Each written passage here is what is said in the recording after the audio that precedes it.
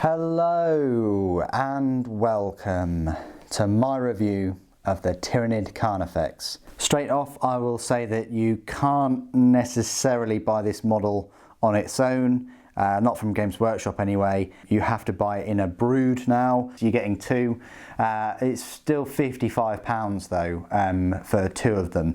The reason why I've got one is because I think it came in a like game set at some point, hence why I've got the one. So £55 for a brood. Yes, now there are bigger, sort of better bugs out there, but they're still solid choices, and the new codex has really improved them. Apologies for the lighting, I don't know what's going on. It's 3 o'clock here in England, and I feel like my weekend has been robbed because it's already very dark.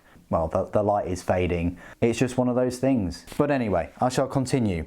So, this model, I don't have two of them, but just kind of imagine a second one there for a moment, if you will. Okay, I'll just hold it sort of like that. Okay, so here are the two that you get in the Carnifex brood. I just thought that I had this model in my set, and I don't think I actually did a specific, separate review of him because I've never owned a Tyranid Codex before, but obviously now that I do, I thought now was the time to do it. Now, he does look a bit odd because he's got his massive scything talon upright like that, and the other one down there, and I suppose sort of the default pose that everybody would go for would be with the scything talon down, sort of facing that way. But he just looks like he's screaming so hard. He hasn't got his gun aimed up particularly, and I just thought that it would just look cool, him about to shank a tank.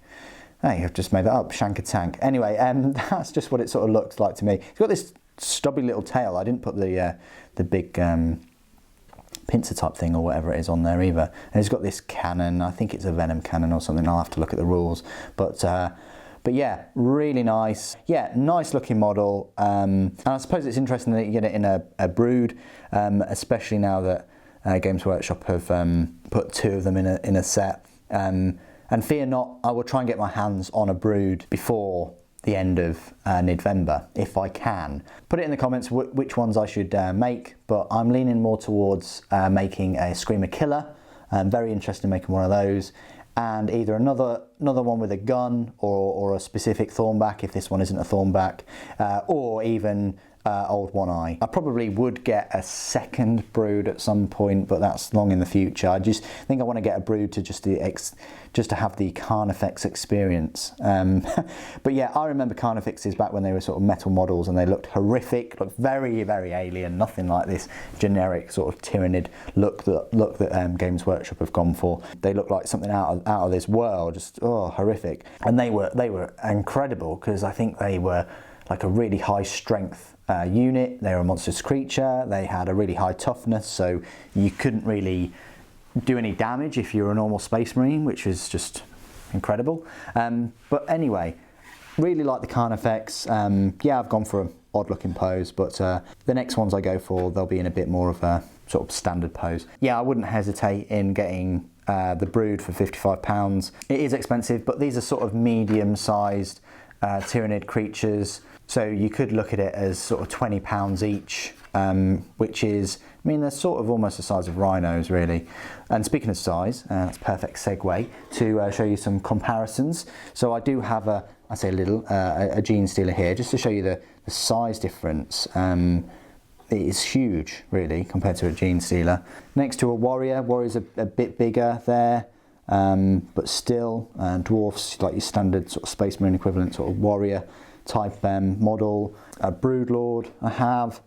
Yeah, the Broodlord is taller almost, but he is standing on that capillary tower, I think. Has nowhere near the thickness though. And then I like to compare him to the Hive Tyrant. Now, I think he sort of has a thickness thicker than the Hive Tyrant, certainly in the face and the back, maybe stockier legs, but he's not as upright as a Hive Tyrant. And then finally, my favourite miniature right now is the Trigon, and yeah, the Carnifex does look pretty small next to the Trigon, but Trigon is absolutely awesome looking model. And then we'll just put a little mini marine. And it just looks like these things are built for eating space marines. It really does. They're just, you know, of a good monstrous creature sort of size compared to a space marine. Stuff of nightmares for them. Just seem like a good size to go up against them. That's all. Good sort of living battering rams. Speaking of which, we will now talk about the rules. Now, I'll be using the rules in the brand new 8th edition codex that only came out a few days ago. You'll find these in the heavy support section. Unfortunately, or fortunately, the heavy support section, which is my favourite section in the book, is chock full of big Tyranid sort of creatures, such as the Trigon and the Carnifexes and so on. Now, in the codex, you'll find a whopping 3 unit entries for the Carnifex. But not only that, in the HQ section, using the Carnifex brood, you can build Old One Eye. So, in a way, this model, or the brood, takes up 4 unit entries in the codex, which is immense for just, you know, one kit.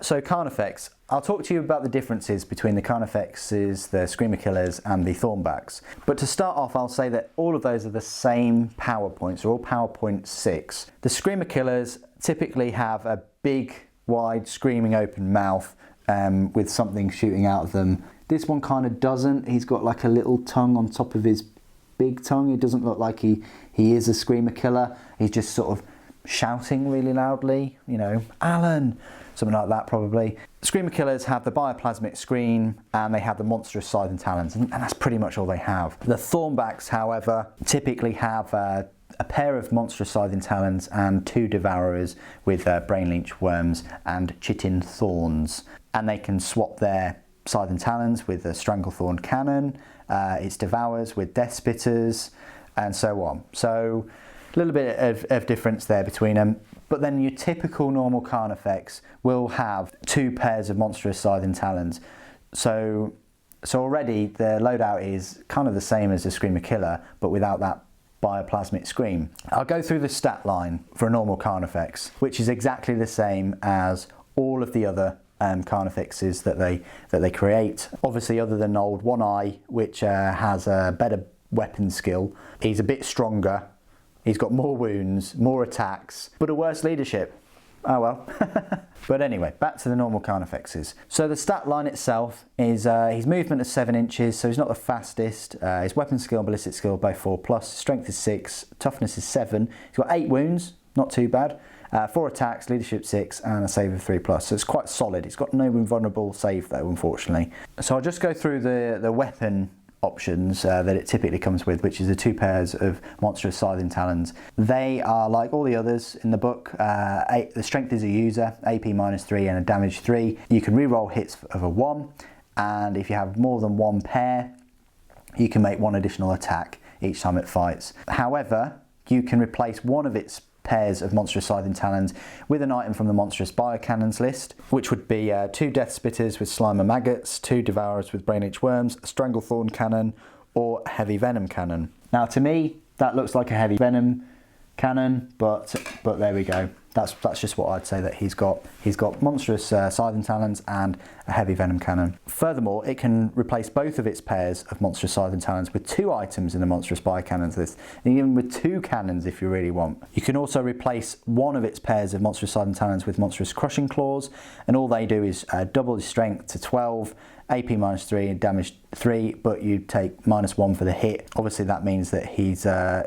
it's going to be a 5+ then. And then you can give him toxin sacs and or adrenal glands. He can also take one of the following: bioplasma, enhanced senses, monstrous acid maw, or tusks. Might be worth giving him tusks as you get an extra attack if he charged. You can also give him a thresher scythe or a bone mace. You can give him spine banks or spore cysts, and he can also have chitin thorns.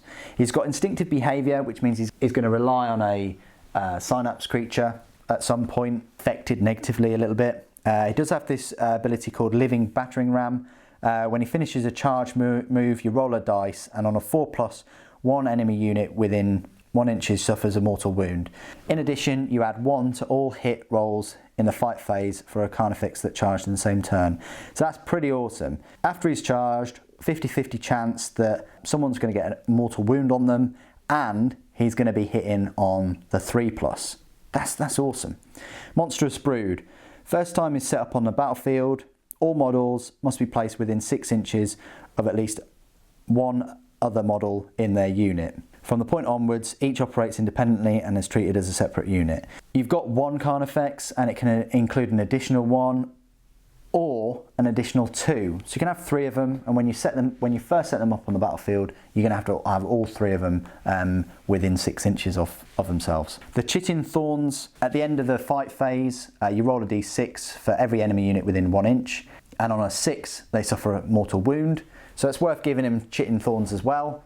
1 for him charging, 1 for the Chitin Thorns, so quite a few sort of secret hidden mortal wounds going on here. If you give him Enhanced Senses, give him a ballistic skill of 3+. Spore Cysts mean that you have to subtract 1 from the hit rolls and range attacks, and not cumulative with penalties to hit rolls incurred from the shooting spores ability. Spore Cysts are reducing the hit rolls, so that's going to add to his survivability too. And then finally, Tusks, you just add 1 to their attacks characteristics, so you're going to get your 5 attacks. With my version, I'd probably go with Enhanced Senses, because then he can shoot with that Venom Cannon on a 3+, rather than the Tusks. But on another one that just has all the Monstrous Scything Talons, I'd probably give him the Tusks. Unfortunately, the Screamer Killers, you can't give them Tusks. That would be awesome though. And neither can you for the Thornbacks. Points wise, one of these Carnifexes without all the little upgrades and things will cost you 67 points. That's really cheap for something with 8 wounds, a save of 3+, good toughness. You know, that is pretty cheap, quite a solid unit. And that's all I really wanted to say about the Carnifex. Now, better than ever, you've got the 3 different variants. You know, your atypical Carnifex like mine. You've got the specific Thornback ones, and then you've got the Screamer Killers, which I'm really looking forward to sort of get my hands on when I get a brood. You can make Old One Eye as well, have him as a HQ choice too. So a fantastic sort of medium-sized, big model to build. It's a great set, having 2 of them in there. They do come as a brood now, so you can have, you know, your 3 in a brood. Great addition to the Tyranid force and army, and they are living battering rams. They do last a good time when they get into close combat, or even with the shooting and things. They've got lots of little things that help them out, and lots of sort of, I say, quiet mortal wounds that they can inflict. And they just look blimmin' awesome as well, these Carnifexes. Awesome looking models. You know, if you've got sort of like 6 of these things coming at you against, you know, sort of Space Marines or whatever, they really just add to the army. Especially if your army has got a lot of big creatures like the Trigon and Carnifex and things like this. This is really the Carnifexes baby brother, really, isn't it? Let's face it. Please do put it in the comments below your greatest experiences of Carnifexes, where they bulldozed your entire army over, or they just wouldn't die, or even your own sort of Tyranid tactics. Please do put all your experiences and things down below. It really does help the community and enriches all the content even more. So I do appreciate that if you're going to do that. Thank you ever so much for joining me today. Thank you for watching. For the Norn Queen.